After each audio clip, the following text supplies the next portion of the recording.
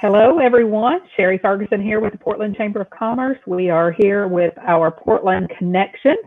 I am joining you with Mayor Mike Callis. He is always a guest. We're always glad to have you here.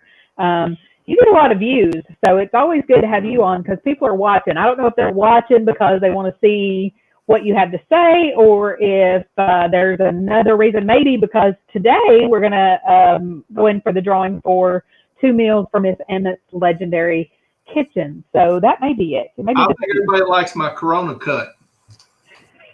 That's what I'm thinking.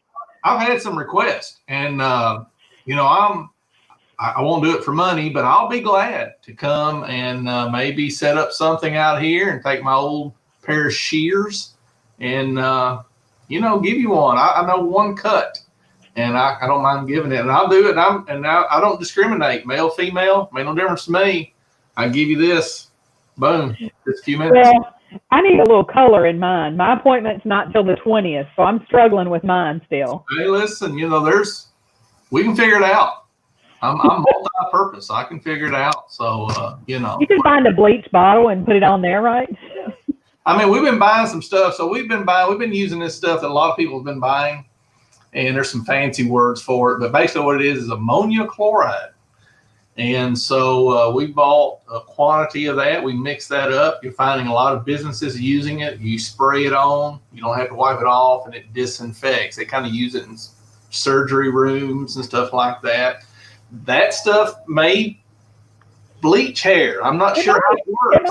Mm-hmm. I'm not sure that that would be something that would be a good idea for me, but I may be bald when I got done. I am actually, we were just talking, I am in Florida. I have a friend that has a place here, and owners are allowed to come. So we come with our friend and was able to enjoy a little bit of a vacation while we're here. Not a lot of people on the beach. There are, the owners are here, so it is easily to social distance. Not the July 4th type crowds, so it's very nice. Restaurants are open, not real crowded. We waited 15 minutes for the one night we did go out to dinner. So Kristen's telling me don't do it. So you cannot color my hair. So I'm telling you, listen, I got experience in a lot of things. So here's the big question. What's the temperature there? Oh, temperature today was 80. Let's see what it is right now. 79 right now. It had gotten up to 80. So I think we're getting ready here to start moving into mid 80s is what they're calling for. So they're talking about the end of this week, moving into the weekend. We're going to move into the mid 80s each day. And so it's a little cool and rainy today, but we're fixing to have a swing in temperature. So looking forward to that. So, Yes, I'll try to bring it back with me when I come. There you go. But, I know that people are always interested in our numbers. So where are we today? Ever since we've opened yesterday, we had Chief Miller on. He did a great job talking to us about, he felt like Sumner County was doing a very well in opening in a gradual pace, and people were being responsible. So what have you got to add about how Sumner County and Portland's opening and what our numbers are looking like? Well, so I'm refreshing the page right now. And we've been on an economic recovery call with local mayors and those things, and they're talking to us about what's going on. So the numbers normally get released at 2. Let's find out real quick if they're up. So this is the age of technology. And so, hey, today is the 13th. So we're looking at fresh numbers. So Sumner County showing 714 for Sumner County. Yesterday we were at 708, and just to kind of put that in context, since April the 21st, testing as of yesterday. So I haven't got my handy dandy TI-30 out and put it to use yet. As of yesterday, testing in Sumner County from April 21st to yesterday has increased 2.1 times, but the positive numbers have increased only 1.3. And so that's a good, when you kind of put it in perspective and start thinking about it and start looking at the state numbers as well. Yesterday was at 5.6% positive to testing, and we have tested as of yesterday almost 284,000, and then today we're at 292,000, almost 293. Tomorrow we should break 300,000 as a state. Interesting stat off of our call that we just got off of.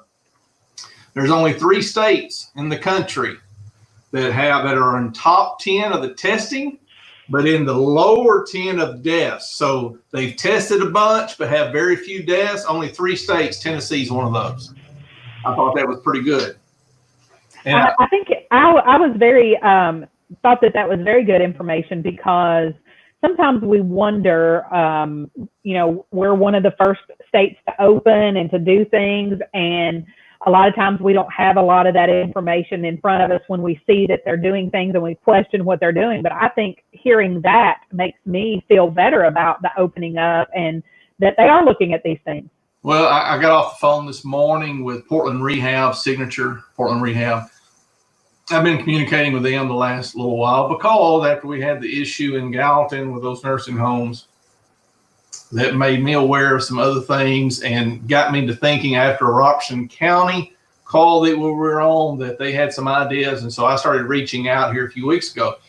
And so I had reached out to Dylan out there, and Dylan does a great job and is always willing to communicate.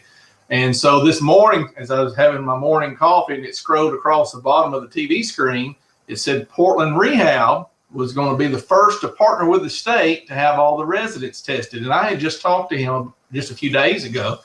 And so he called this morning and he said, hey, I want to let you know before it goes out there that we're going to be testing everybody. And I said, well, actually, I seen it stream across the TV this morning. I said, it's already out there. It was on Nashville News.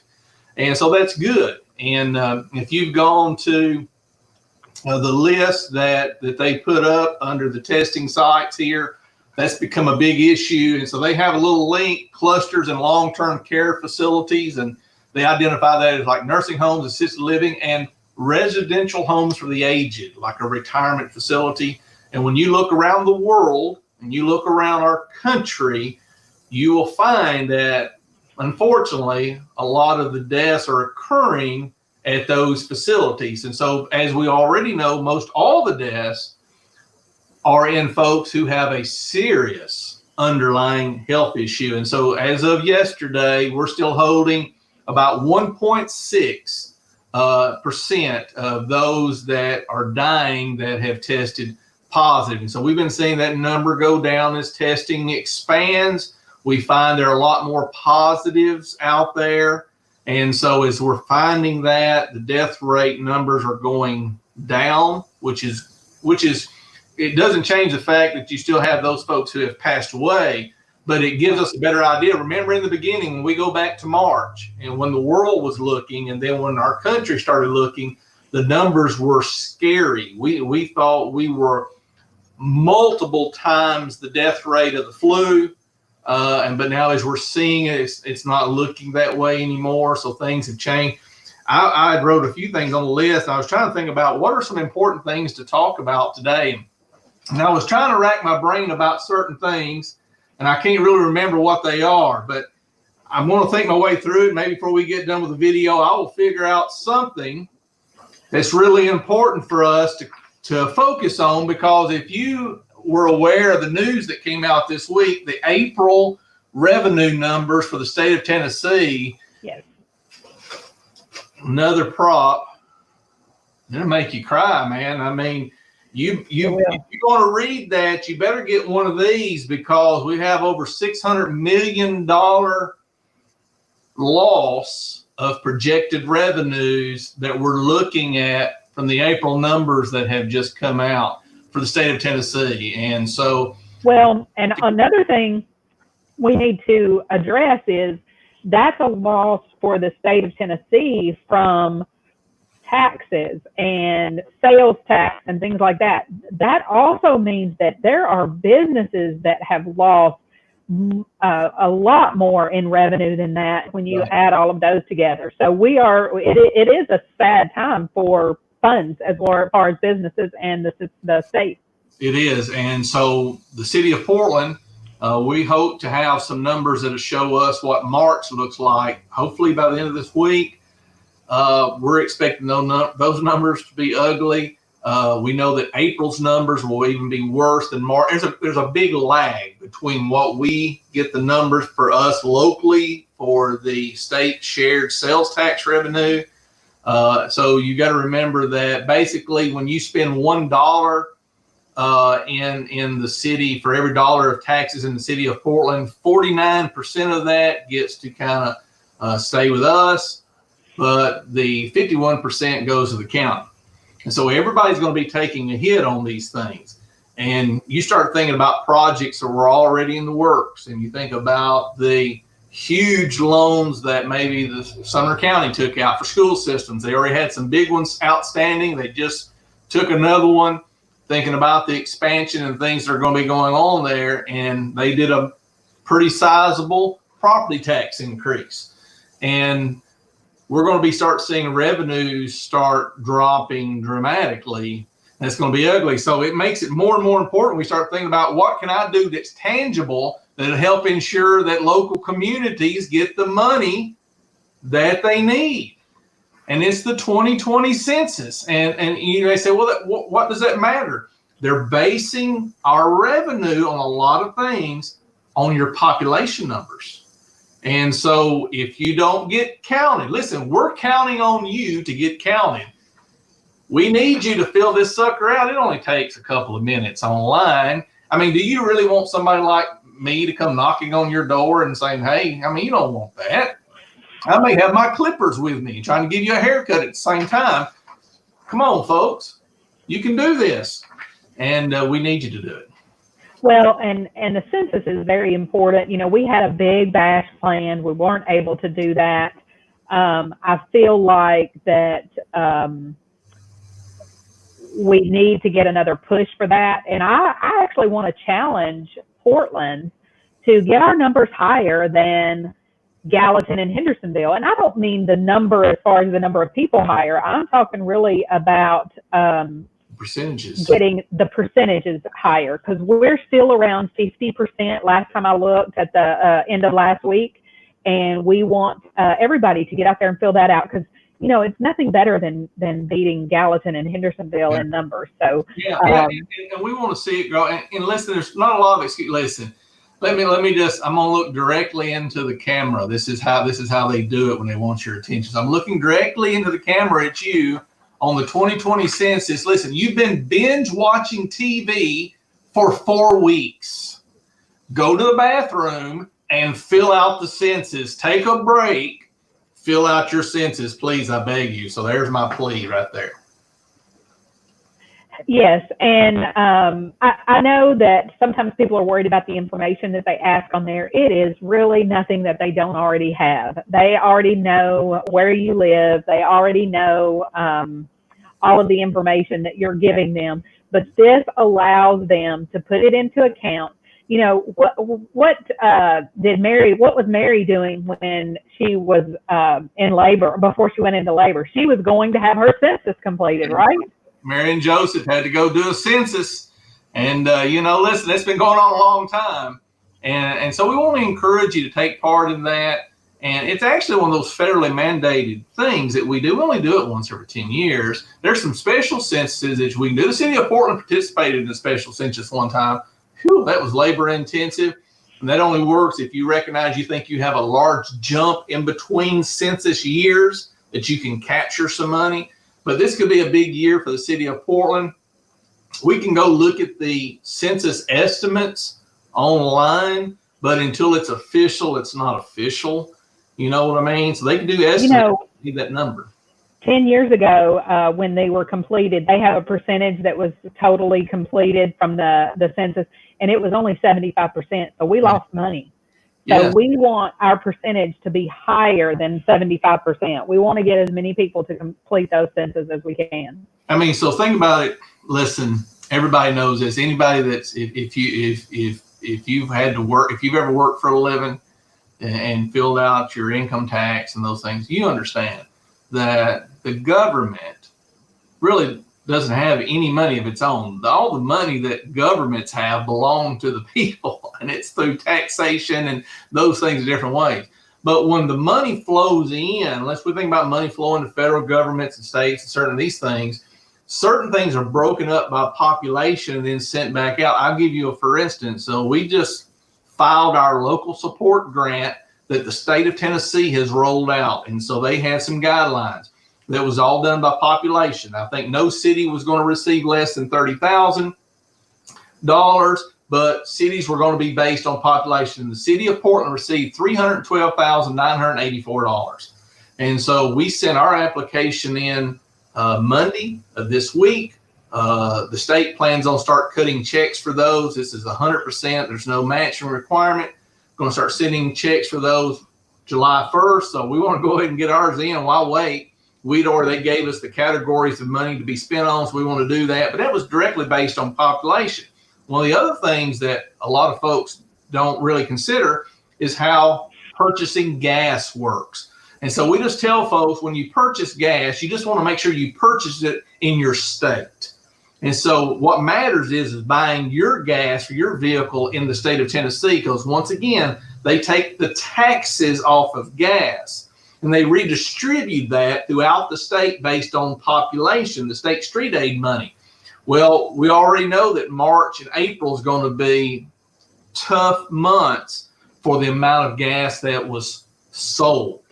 And so that's going to directly affect it. We take state street aid money and we pay for roads with it, but it's based on our population. And so these things really matter. And so, we can joke about it a little bit, but this matters right here. And if you don't fill it out, you're going to determine whether or not we get our full share of shared revenue or not. And during this time when the state's budgets, I want to share this with you. Listen, they just passed a budget before they ended session.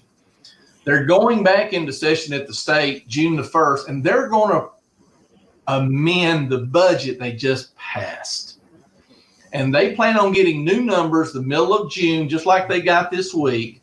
And they're going to amend their budget, and it's not going to be pretty. The city of Portland is fixing to pass a new budget that will go into effect July 1st. It's not going to be pretty. Based on our projections, that's going to be an ugly, ugly budget. But let's think about this year's budget that we passed last June that ends June 30th of this year. March, April, May, and June's revenue is going to be in the tank compared to what project. We were at one of the peak times of our country economically. I mean, the stock market, we were just thinking back in February, this thing's fixing to go past 30,000 on the Dow. I mean, just the sky's the limit, and everything collapsed in a matter of 10 weeks, 8 to 10 weeks. And so now we got to figure out how do we come back from that. And it's going to be a slower comeback than it was to stop it. Businesses are trying, listen, I'm looking out my window right now. I've got 2 restaurants right out my window that I can see from right here. And, they're waiting to figure out when to open up for in-person dining because, and it's not all about safety issues, it's about what makes sense economically for them. Because once you open up in-person dining, it requires so much staff. And if they're limiting you to 50% capacity, you still got to have the same kind of staff to operate that, plus a little extra for all the sanitizing measures that you're being required to do. And so some restaurants all across the state of Tennessee are saying, you know what, we're going to continue to do curbside and the pickup because it's not making sense to open up inside dining because we probably can't have a payoff for that. These are that actually will go to Miss Edens has a question. She says, don't you think the guidelines are too strict given that the big stores are open, Walmart and Lowe's, and small stores should be allowed to open as well? I think that the misconception is that they're not allowed to open. It's not that they're not allowed to open. Most of the stores that you're seeing that are closed that you would patronize could open, but there's restrictions on them, and they're to do it safely. They're giving them different guidelines. Is that correct? Yeah, and this is where I get in trouble, so I'm going to be careful about what I say on these things because my personal views and some things about some stuff, you know. But anyway, if you've been out and about and you've been in situations out in certain stores since this has been going on, and you go, wait a minute, you're saying I can be in this environment, but I can't go be in that environment. Right. So, and as I have said, I kind of wish that we could take a more holistic approach and allow it to be more personal responsibility. And I get that. Not everybody's personally responsible. And everybody's version of what being responsible is, it looks different. I understand that.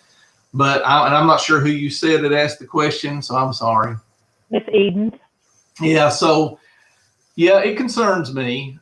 We just, like I said, we just come off a call about some other businesses that may get the green light to open up before the end of the month that are already have been shut down. And so that was one of our discussions that the state was sharing with us. So they're looking at some new guidelines. How are they going to handle that? And I get it. We're thinking about something that's contagious and touching ourselves and being in close contact. And I understand that. But at the same time, there's never a guarantee of safety. Right. I mean, we have the pursuit of life and liberty, but safety was never a guarantee when this country started. And so there's always something. There's always a bacteria. There's always a virus. And I want to listen to those who know this stuff a whole lot better than me. And something's happened. I've lost. I say I'm talking about this stuff, and the man unplugged me. This is what I'm saying, folks. And so they got your information. You might as well fill this out. They're listening anyway. And so when the crazy Mayor Callis starts talking about this stuff, they shut my camera off. No, anyway. So, no, I have some concerns. I've been out to a few places that I was like, I'm not sure that if we were trying to achieve safety, I'm not sure it was happening. And as I've said, I've been to a few places. I felt like I would have been a whole lot more safer in the barber chair at Southern Barber or eating at Milo's than some of the places I've been at. Okay, so just on that. Well, one of the funny things is I went to a store that had 6 lanes, and the 2 lanes that were open were the 2 lanes that were side by side, that when I'm standing on my dot that tells me I can stand here in my 6 feet safe place, the person in the other lane is standing on the same dot that's only about a foot away from me. And I'm thinking, looks like you could have opened a different register if you're really wanting this social distancing. Well, there you go. So they thought social distance was front to back. Yes. They didn't understand that it's a circle around the person of 6 foot. That's how that would usually work. So it's a radius out from the center of your body, 6 foot. And I get that. And I think there's unintended consequences. And so, and I think, and I understand, we're limiting people to where they can come in and where they exit. And that sounds good until you realize we have funneled people into an area like cattle because we've reduced access. And we accomplished the very thing we said we were trying to avoid, and that was to put people in groups. And I still say it's almost hard for me to imagine that I can put all these people inside of a building, but I'm restricting activities outside in the open.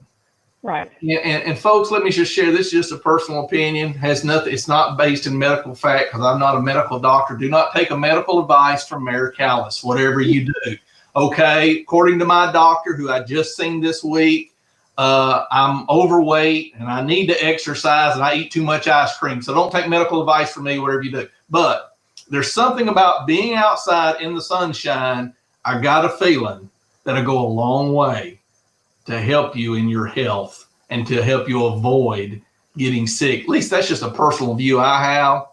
So maybe we can get out more, do some more outdoor activities. But just talking about that, right now, the way we're doing our parks, we're not giving any green light to allow us to open up our playground areas. That's something we just had another conversation this morning, just got off the phone again, off our call. They're not giving any green light. And as if, and I get it, playgrounds have never been sanitary. No, I don't know if you know this or not, but just as soon as your kid got done licking the slide, somebody else's kid is going to come lick the slide. So they've never been sanitary ever. And so one of the big things for us in the city of Portland, we're fixing to have to make a decision soon. We may not open up the swimming pool in the city of Portland this year. It may not make sense financially. And we know that our revenues are tanking right now. So we have done some loose projections that if we open up the pool, when we're allowed, right now we're not allowed to, but once we're allowed to, the length of the season, the apprehension of people to come would cause us to go in the hole for this season on a season when we would need that money.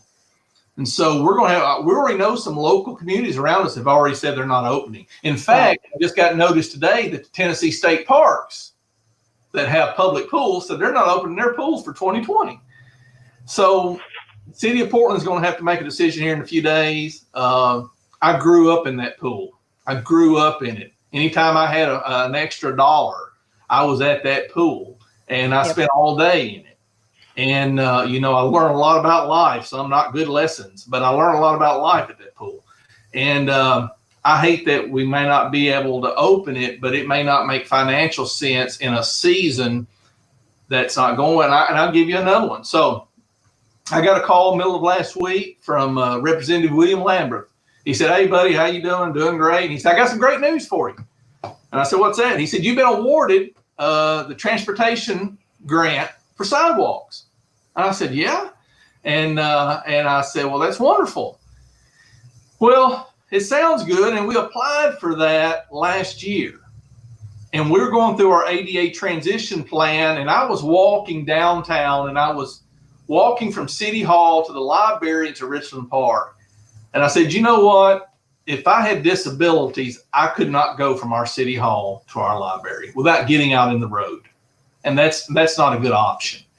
We need new some of the oldest sidewalks in our cities down through that section of Wheeler Street and over there." And I said, we need to figure out a way to fix that. And so our plan was then to try to allocate small amounts of money in the budget each year and fix some of the worst sections. This grant became available, and we applied for it. I didn't think we had a chance to I'll be honest with you. I mean, we apply for grants, and we get turned down all the time. And we're awarded this thing. Well, it's an 80-20 grant. So it's like a almost $900,000 grant. Well, we would be on the hook for 20%.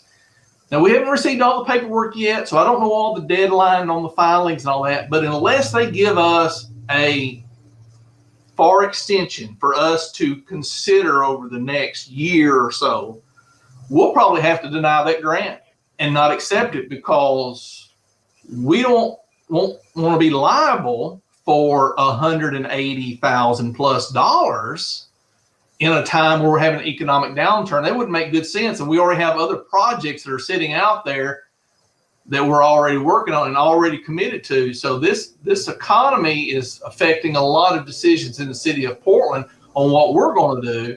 And one of the things I've told our employees, and I send out regular communications to our employees, and I say, listen, the last thing I want to do is lay off anybody if I can keep from it.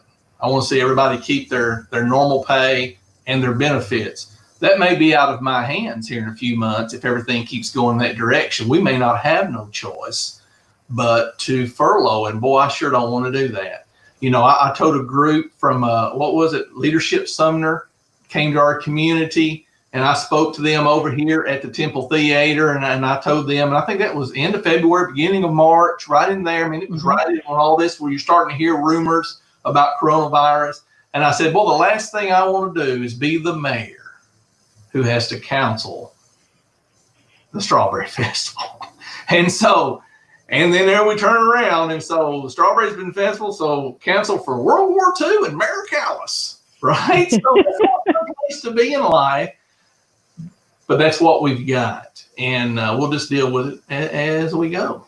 So, well, as you were talking about things that we can do, like the parks, this week Farmers Market opens tomorrow. Yeah. So So let's go back to the doctor who basically told me I was too fat and I need to quit eating bad stuff. So there's a one of the farmers that comes is Laurel Farms, I believe is the name of them. They're somewhere like from Cookville area, and they drive to the Portland Farmers Market, and they've got this best sourdough bread. It's amazing. And I started a journey to start making sourdough bread about 2 months ago. I made my own starter, and I've been baking and trying. I've made pancakes and cinnamon rolls, and whew, I love bread. But theirs is amazing, and I'm looking forward to that. So that's tomorrow. Today's Wednesday, right? Yes. So that's tomorrow. Starts at 3:30. Here we're going to have some strawberries there. Yes. Wade Farms, I think, will be there with strawberries. But so I hope that you can come out. So what we've done, and I've got with Michelle Harbin, and so she's heading up the farmers market this year. We appreciate all the work that Lisa's done getting this thing going, and she's kind of handed that baton over to Michelle. Michelle is going to be kind of overseeing that. What we've done is expanded the space so if you remember, if you've been there, kind of in the middle, you was a little crunched up as people come. What we've done is expanded that. We've widened that up. So we're going to be blocking off. What that will do, that will reduce a little parking. It will be a little bit of a headache, but remember, you can park right across Market Street over here where our office is at the old Sumner Employment Office building. You can park behind the chamber offices on the other side of Main Street. You can just walk over and just come over and buy what you need and walk back. But we're going to expand that to give you some more room inside that circle, so to speak. So we had this little condensed bullpen for years. We've expanded that to give you some breathing room, create a little social distancing. You feel comfortable wearing a mask, you wear one. Hey, do that. I think we're going to have Portland Pay It Forward is going to be setting up a little deal in the center that's going to have some hand sanitizing station there. So if you want to get some hand sanitizer, we want to do that. Make sure your hands. So just be mindful of that. We're going to do our best to make this work. But fresh food, fresh produce, hey, we want to get that into your hands. And so it's good stuff. And we're looking forward to that tomorrow. And I think we're going to have good weather. Yes, and Kristen's going to do a ribbon cutting there too. So we'll have a ribbon cutting there at 3:30. Florida, and while we're, and I know you're working hard. I know it's a workcation. I get that, whatever. And so Kristen, hey, Kristen, looking forward to it. You'll do wonderful. You care about us. You're in town. Okay, I get it. So whatever. All right, I got some other stuff on my list. Do I have time to run through? I don't know how long I'm supposed to talk on this. Let's tell them one more thing about Saturday, the senior parade. You want to tell them about that? Yes. So Principal Woods contacted and say, hey, we're trying to figure out something for the seniors. And just went on, put him in touch with Chief Williams and said, won't y'all come together with some kind of map, figure out the routes. We'll get everybody that we can do to make this a memorable occasion. We're going to get some Sumner County officers up here as well. I believe what Chief Williams said. So they're going to have officers blocking off the routes along the way. And so the map's been put out there, the route coming around. See, what is it? Leaving the high school, college, down 109, up 52, something like that. And back down Cersei. Yeah. Yeah, coming back up. So we want you to be there and honk your horns and be out there. Social distance, so I don't get in trouble, okay, from people. And because I say the mayor said, come on out. So come on out, try to separate a little bit, do your best. But you'll be outside. I hope we'll have good weather. I think there's a slight chance of rain. I hope it'll hold off during the drive. So we're looking forward to that. And let the seniors have a little fun. They're going to be in their own cars, driving around. They're going to be led, I think, an SRO officer is going to be leading the way. We're going to have some fire engines and some police officers. Hey, it's an opportunity just to say, celebrate them a little bit, let them have a good time. Looking forward to that. Their original day for graduation was Saturday at 10 o'clock. So that's why they're doing it at that time. That's right. And so I know there's some dates out there for graduation ceremonies that are set up in June. And I know people are planning for that. I have no idea if that's going to be allowed or not at this point with the amount of people and stuff. With all that's tentative, keep that in mind. once again, off our call earlier today, there's some tentative things we're still waiting to see. So we'll see how that works. The other thing is it is First Responders Appreciation Week. Yeah, first medical professionals been this week. Signed a proclamation on that last week. Signed it actually on May the 4th, and for them. And so we appreciate them so much. It's been like Nurses Week, I think, but and all that kind of stuff. And Police Officer Week. There's a lot of stuff going on in this. But we did a First Responders medical professional and incorporated that together. We appreciate all those folks, and rightly so. You've got some of those folks that's just been right there. I mean, it's kind of hard to social distance when you're providing medical care, or when you're on the scene of a wreck, or maybe you're on the scene of some kind of situation that, there's been illegal activity and you have to show up for that and do whatever. And so these folks, they just get up and get the job done,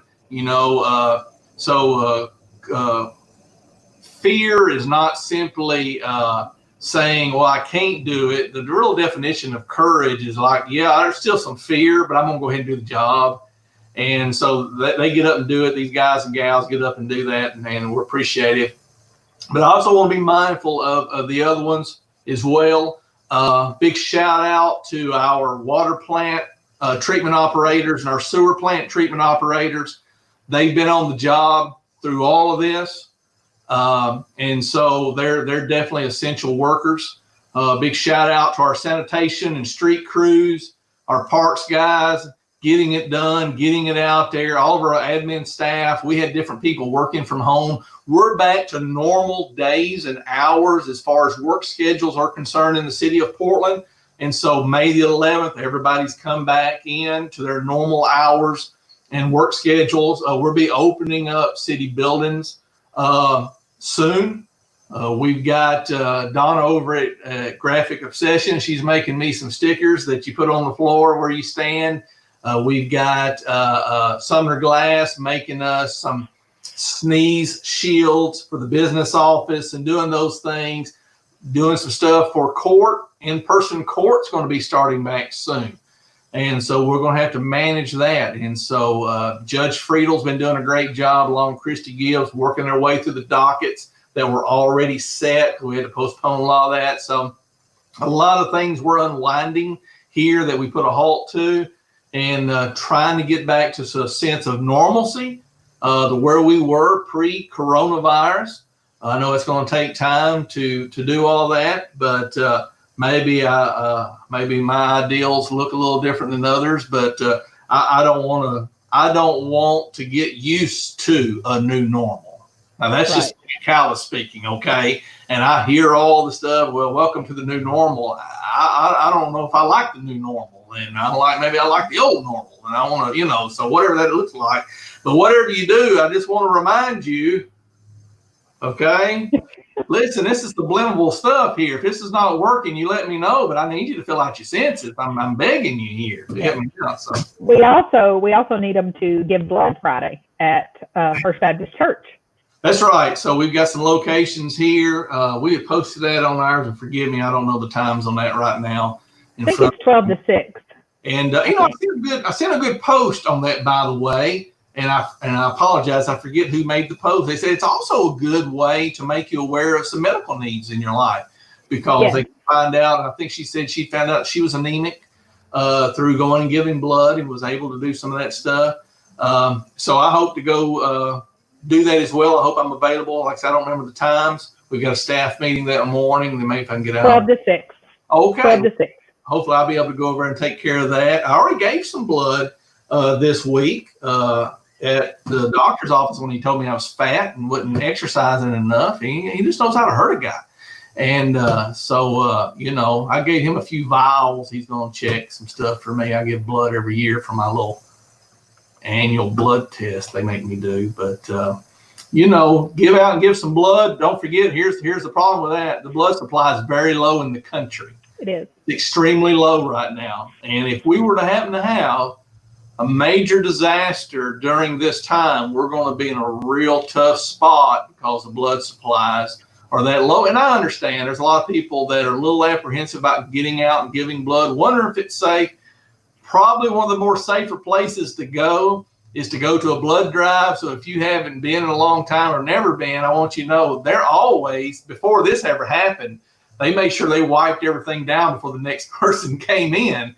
And so they're pretty good on that stuff. So I hope that you can get out and give blood Friday, and I hope to be able to do that myself. Got any good questions? Got any other stuff? What's going on? Somebody said Sunday 1 to 4 there's a food drive at Hands of Hope.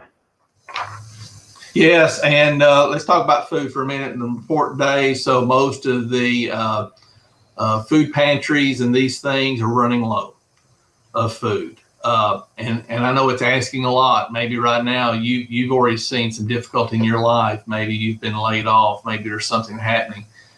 And if you've got it to spare, we encourage you to try to donate some of these food banks, because we've had a huge influx in such a quick amount of time of people that have lost jobs. And there's a lot of folks who, for different reasons, their stimulus checks been delayed, unemployment checks have been delayed, and they've not really had an opportunity to kind of get things settled yet. And so they're kind of having some needs. We've seen the food giveaways, not just here in Portland, but around the country, have just shot up, the amount of people they've been serving.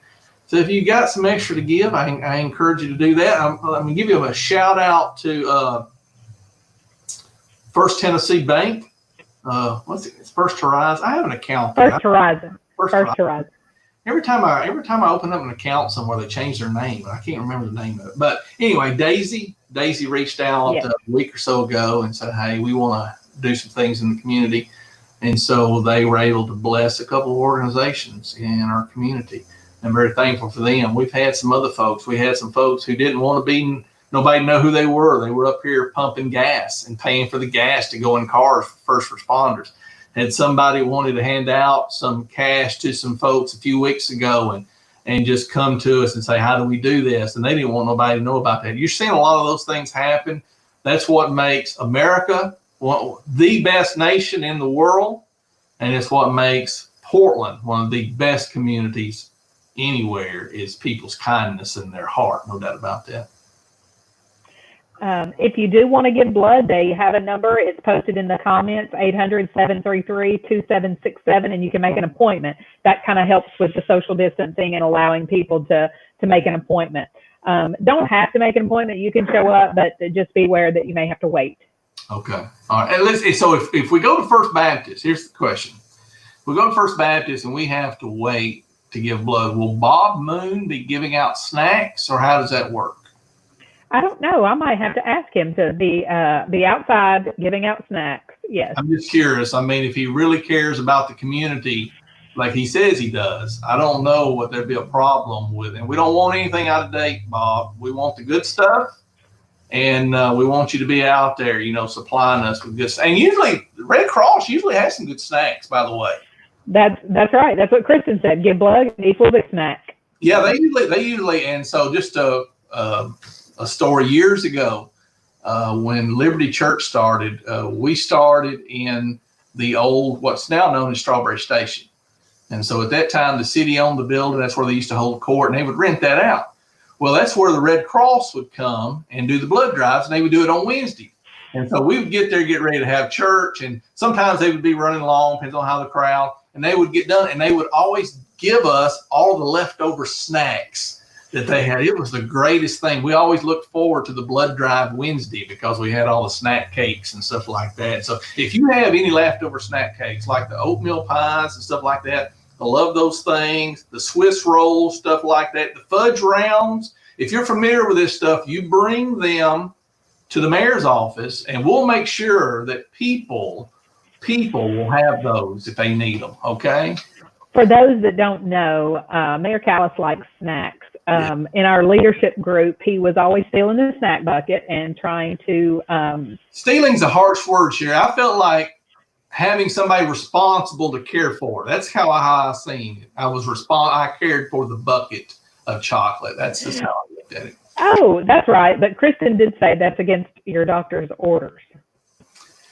He's a young guy. I don't know what he knows about, I mean, let him get up in his 50s and maybe he'll gain a little weight too. I don't know. Hair gets a little grayer and all that kind of stuff.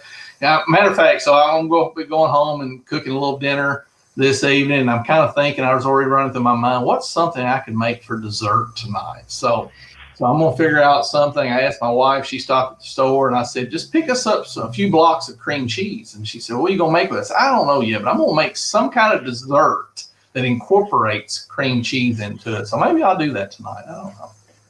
There you go. There you go. Well, I do know that we do appreciate you telling us all the information that you've been able to share with us. And we do appreciate your Census 2020 sign and that you are encouraging people. I will tell you that if you go back and look at the comments in this, many people had commented that they've already completed their 2020 census. So that is great. But we do thank you for joining us today. I know that it's always great to have you on and to have a good perspective, but also you're very positive and you bring a lot of information to us, but you do it in a way that it's not doom and gloom, and we're not, end of the world. So we do appreciate you and your the way that you bring the information to us. Well, I appreciate you guys doing these connections. You had a lot of interesting folks on here. I learn a lot by just watching them. So a lot of times I don't get to see them live, but I get to go back and replay them. And you have a lot of interesting guests. And I don't know if you've been able to schedule it yet or not. I know you've got somebody from the Economic Recovery Group that's willing to come on. Yeah. Looking forward to that. And just seeing that, so you bring a really good look to that. And one of the things we learned today, they're going to be pushing out a lot of posters and a lot of things dealing with this Tennessee pledge for businesses and all these things. And so they're going to be asking us to take some shipments of those in and then be giving those out for people to post around. So that'd be something the chamber will be highly involved in, just because that's just right up y'all's alley. Y'all do such a great job of keeping the local businesses informed about what's going on. I know they look to you guys for answers on a lot of stuff. And so appreciate y'all, even those that are in Florida right now. I don't get it. And so shout out to the hard workers in town that are making it happen while some people are at condos. And what part of Florida are you in, by the way? We're in Seagrove. Seagrove is between Panama City and Destin. So it's a quiet little place. We're very much enjoying it and enjoying our friends that we've been able to hang out with and catch up. They're our travel friends. We like to travel with them a lot. So y'all going out to dinner anywhere tonight? Tonight we're going to try to go to Angelo's, which is in Panama City. An Italian place? Steak. It's a steak place. Okay. Yeah, with the big bull. It has the big bull out in front of it. So. All right. Well, y'all make sure y'all eat a big old steak for us. Okay.